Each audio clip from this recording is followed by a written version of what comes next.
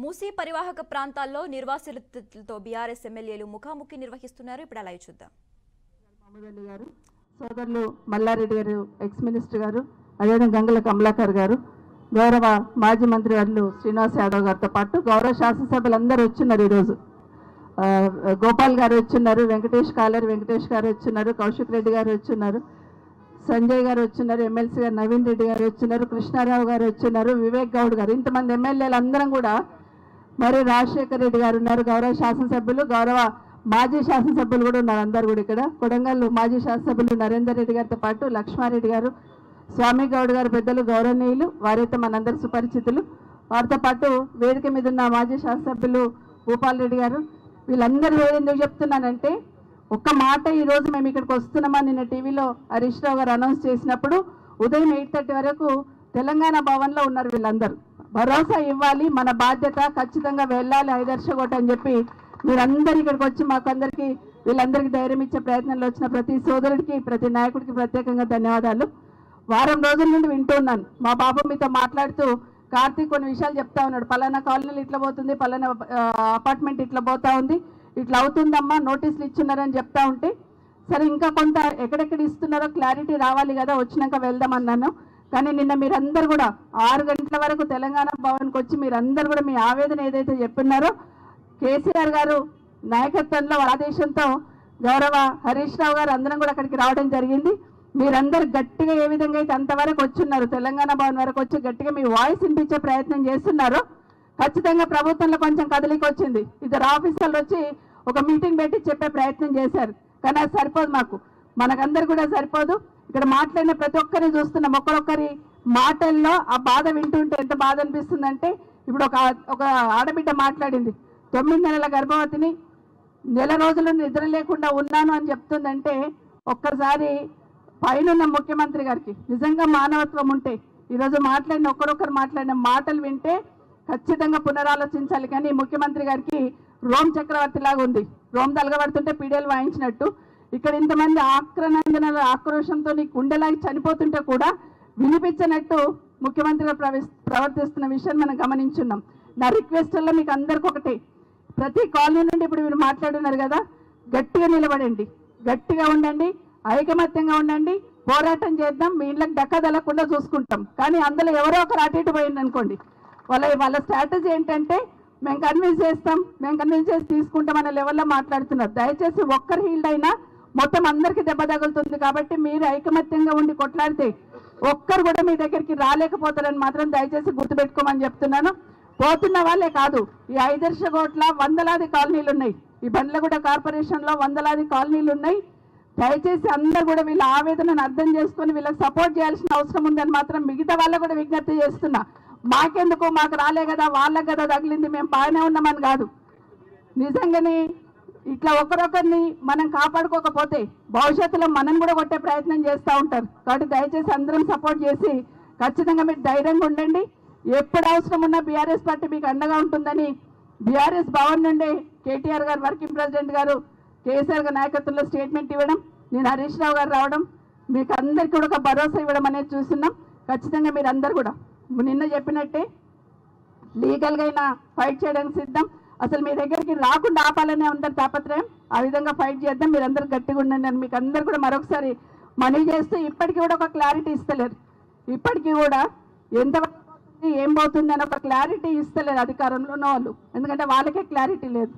ఏదో ఒక భయం చేసి భయభ్రాంతులకు చేసి లబ్ధి పొందాలనే ప్రయత్నం చేస్తున్నారు. మీరు ధైర్యంగా ఉండండి. ఖచ్చితంగా మీ పక్షాన బీఆర్ఎస్ పార్టీ ఉంటుందని మీకు అందరికీ మనవి చేస్తూ ఉన్నాను.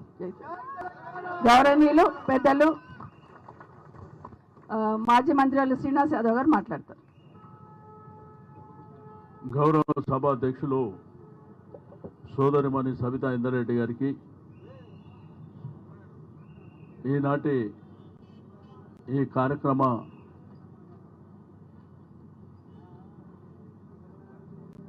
హరీష్ అన్న ఆధ్వర్యంలో జరిగే ఈ కార్యక్రమంలో గౌరవ పెద్దలు ప్రతిపక్ష శాసన మండలిలో ప్రతిపక్ష నాయకులు మధుసూదనాచారి గారు, గౌరవ అన్న గంగుల కమలాకర్ గారికి,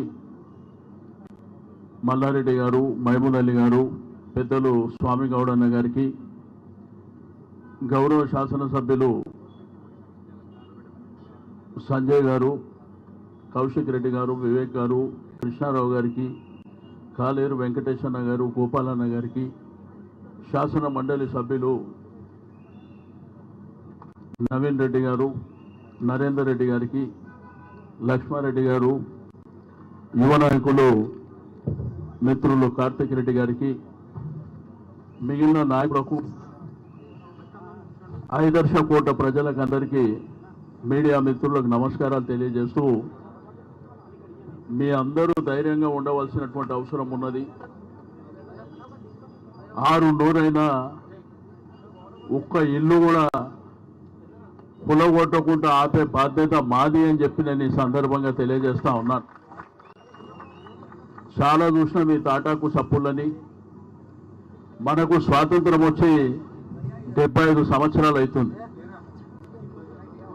బట్ ఈ మూసీ రివర్ కానీ, ఈ ప్రాంతం కానీ, బాపుఘట్ ప్రాంతం కానివ్వండి, అదేవిధంగా షదర్ఘట్ ప్రాంతం కానివ్వండి, కొన్ని 50-60 సంవత్సరాల క్రితం, కొంత అయితే 70-80 సంవత్సరాల క్రితమే ఇక్కడ నివాసం ఏర్పాటు చేసుకున్నాం.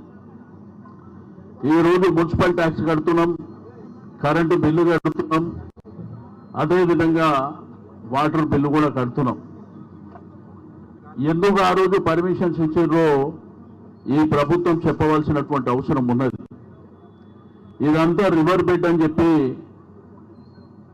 3-4 రోజుల నుంచి అధికారులు అడావిడి, ఎక్కడ చూసినా కానీ ఆ మార్క్ వేసిపోవడం అనేది ప్రజలని ఒక భయానకమైనటువంటి వాతావరణంలో నెట్టేసి, ఈరోజు గడిచిన 10 సంవత్సరాల్లో కేసీఆర్ గారి నాయకత్వంలో ప్రభుత్వాన్ని మీరు చూశారు. కానీ ఈ ప్రభుత్వం వచ్చి 8 మాసాలు కూడా కాలే. ఈ 8 మాసాల కాలంలో చేస్తున్న అరాచకాలను కూడా మనం చూస్తూ ఉన్నాం. అందుకే మీకు ధైర్యం చెప్పడమే కాకుండా ఈరోజు తెలంగాణ భవన్లో న్యాయవాదులకు సంబంధించినటువంటి అడ్వకేట్స్ని కూడా ఒక కమిటీ కాన్స్టిట్యూట్ చేయడం జరిగింది పార్టీ. ఈ కేసు కూడా మేమే కొట్లాడతామని చెప్పి నేను ఈ సందర్భంగా తెలియజేస్తా ఉన్నాను. ఎవరు కూడా మరి భయపడవలసినటువంటి అవసరం లేదు.